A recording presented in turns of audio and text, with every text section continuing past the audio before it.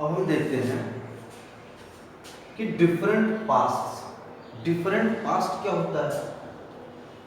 अतीत जो है अलग अलग वो कैसे होगा, डिफरेंसेस कैसे हो जाएंगे। तो लोगों की लिविंग स्टाइल, जो पहली चीज है living style according to their place, work and earning, group, community, तमाम चीजें हैं जो कि इस चीज को निर्धारित करती है, डिटरमाइन करती है। जैसे लोग किस जगह पे रहते हैं, अगर वो ठंडी जगह है जहाँ पे ठंड ज़्यादा पड़ती है तो ऑब्वियस है कि वहाँ के लोग जो है वो गर्म कपड़े पहनेंगे, ऐसी चीज़ों को खाएंगे जिनकी तासीर गर्म हो, ताकि उनके अंदर जो है वो हीट बनी रहे। ठीक है, क्योंकि जो ह्यूमन होता है, ह्यूमन बीइंग, ये मतलब इसका जो टेम्परेचर है ब्लड का वो एक मतलब नॉर्मल कांस्टेंट बना रहता है। उससे ज़्यादा होने पर भी प्रॉब्लम होती है और उससे कम होती है तो भी प्रॉब्लम होती है। ठीक, तो जो वातावरणीय जो इन्वायरमेंटल फैक्टर्स हैं वो बहुत ही ज़्यादा अफेक्ट करते हैं हमको।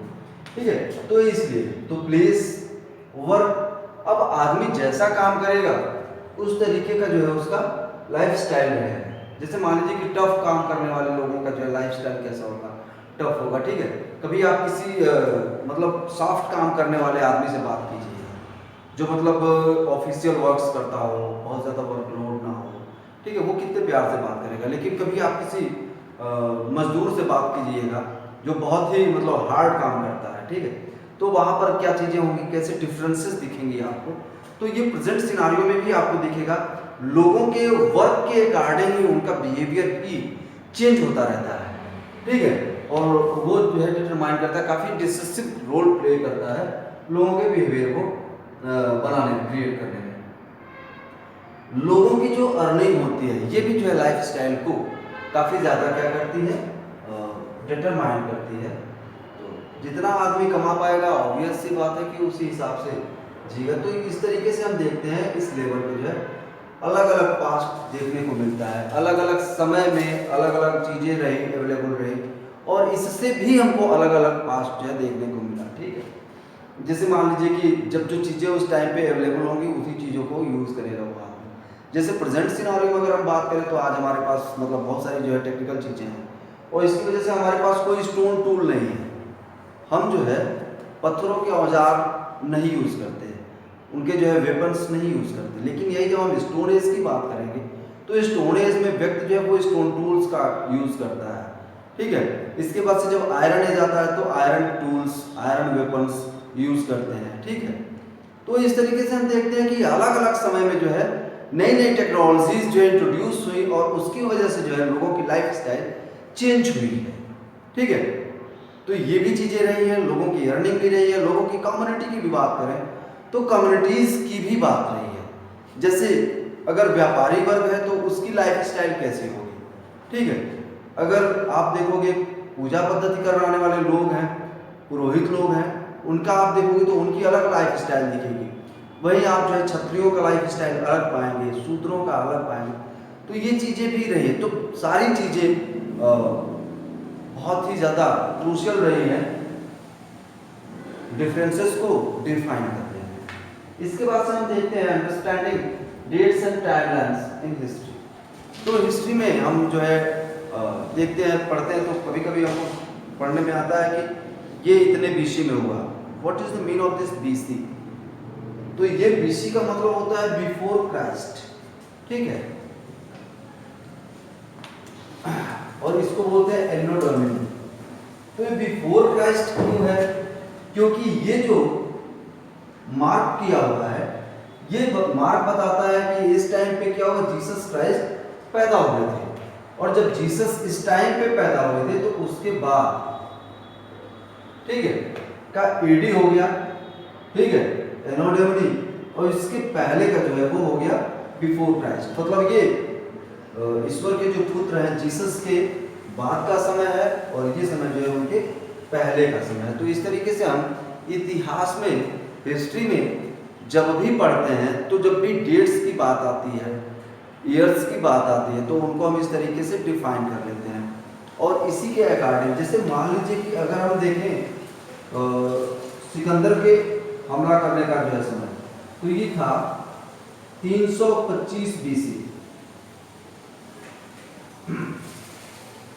इसका मतलब कि सिकंदर ने, द ग्रेट अलेक्जेंडर ने इंडिया पे जब इन्वेड किया था, हमला किया था, आक्रमण किया था, तो वो ये टाइम था, मतलब कि उस समय तक जीसस क्राइस्ट पैदा ही नहीं हुए थे। इसी समय में आप देखेंगे तो आपको मिलेगा चंद्रगुप्त मौर्य, ठीक है, जो मौर्य वंश के संस्थापक रहे थे, ठीक है। इसके बाद से इनके जो है जो पोते थे अशोक का टाइम मिलेगा आपको, ठीक है। इसके बाद से शुंगा डायनेस्टी है, कण्वा डायनेस्टी है। यहाँ आते आते तक आपको कुषाण डायनेस्टी मिलेगी, कुषाणास, ठीक है। और कुषाणों में भी कनिष्क का समय, मतलब कि कनिष्क जो है वो समकालीन रहे किसके, तो जीसस क्राइस्ट के, जीसस क्राइस्ट के टाइम के थे। तो दोनों लोग कंटेम्परेरी थे, ठीक है, एक समय के लोग थे। और कौन कौन, कुषाण, और कुषाण में कनिष्क और जीसस क्राइस्ट। तो इस तरीके से हम देखते हैं कि ये जो है टाइम्स हैं। फिर आप 600 BC के आसपास आ जाओगे तो यहाँ पर बौद्ध धर्म और जैन धर्म, ठीक है, बुद्धा है और जैन,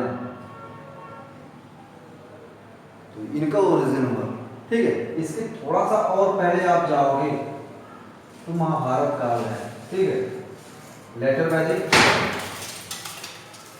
और इसके पहले आप जाओगे तो यहाँ पर है ऋग्वेद। इसके भी पहले आप जाओगे तो आपको फिर IBC, इंडस वैली सिविलाइजेशन, ठीक है। उसके भी पहले आप जाओगे तो स्टोन एज मिलेगा, ठीक है। तो इस तरीके से हम देखते हैं कि ये जो है टाइमलाइन है। और कैसे जो है हिस्ट्री को हम पढ़ते हैं तो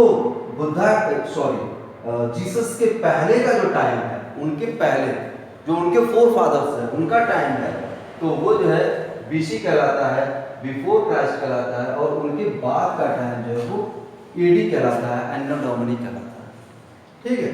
तो इसमें जैसे आप देखोगे 319, ये जो है चंद्रगुप्ता थे,